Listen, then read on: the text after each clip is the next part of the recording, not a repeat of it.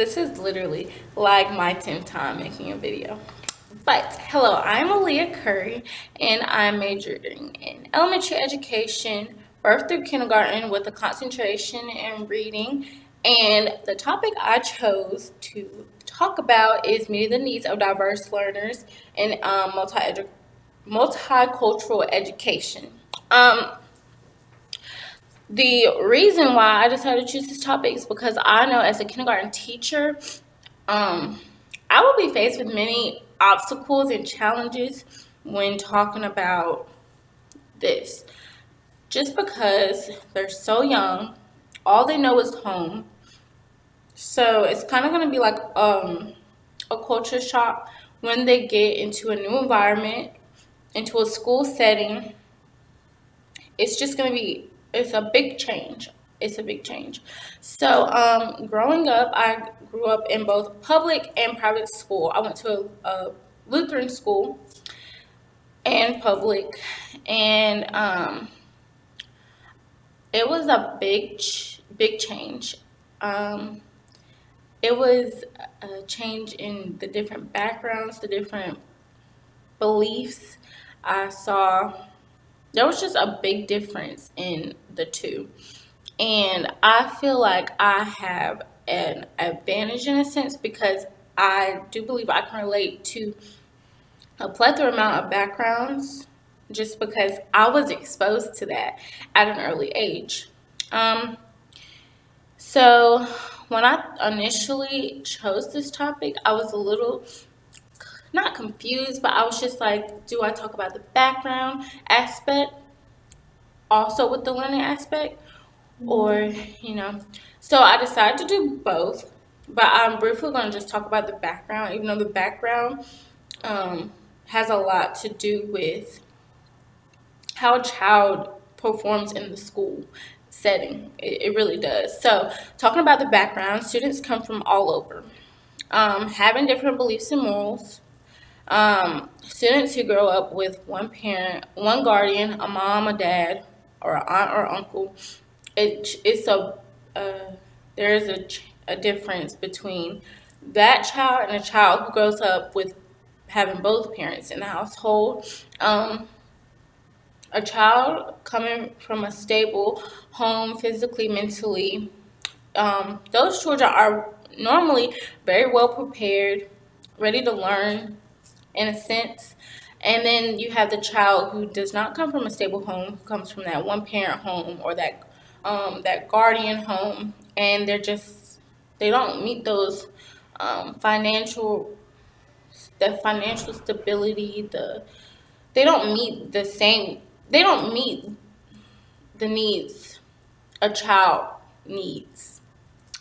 So now meeting the needs of diverse learners and multicultural education when talking about learning.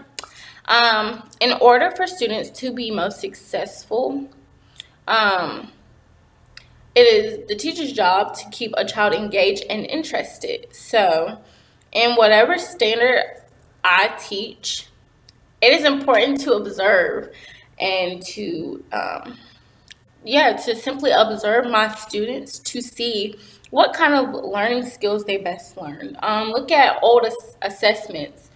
It's just important for me to see what my students learn best at or how they test at one thing and compared to another. And then it is very important for teachers to know the different kinds of learning methods and skills. So the few I brought up is kinesthetic learners, having that physical one-on-one, hands-on kind of learning. Then you have the visual learners who utilize the maps, the pictures, and all of those things. And then you have the auditory learner, the student who learns best through listening, videos. I feel like that corresponds with the visual learner with the videos, but it's that audio that they hear also. So, and then you have the reader writer learner.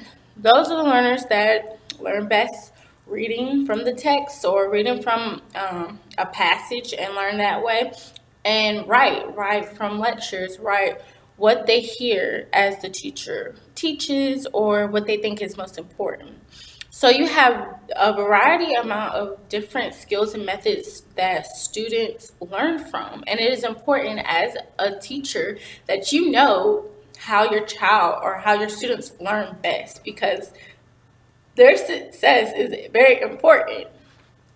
Um, as I said earlier, it is important that as educators, we must observe. It is important that we do that. And being in the classes where observation, like where I have to observe, I've learned how important observation is. I've learned observation through my observations. It's so crazy, but it's very vital to observe your students, because that's how you learn. That's how you learn your students. And lastly, I want to talk about how the vast majority of school-age children speak a language other than English as their primary language. And because of this, I